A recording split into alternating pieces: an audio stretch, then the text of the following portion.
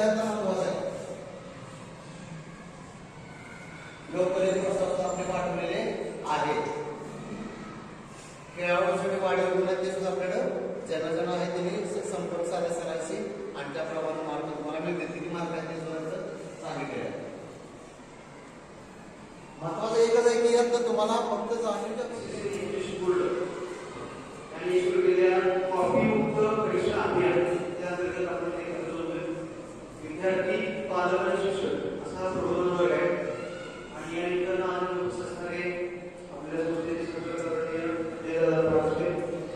ज्येष्ठ शिक्षक सावंत सर, कपडे सर, उदारे सर, इयत्ता 10वी वर्ग शिक्षक, उपस्थित सर्व शिक्षक बंधू भगिनी, उपस्थित पालक आणि विद्यार्थी मित्रांनो, खरं तर एका गंभीर असा विषय की संपूर्ण महाराष्ट्रभर हे अभियान सुरू आहे. याची गरज काय आहे तर कॉफी मुक्त परीक्षा असणं आवश्यक आहे.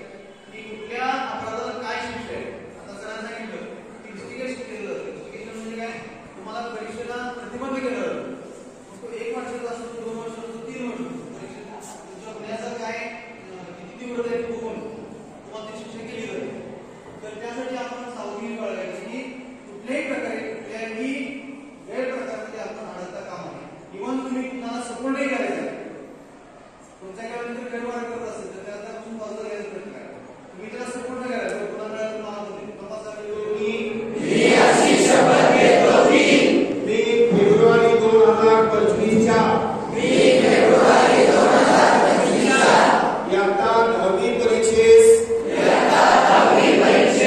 परिपूर्ण अभ्यास करूनच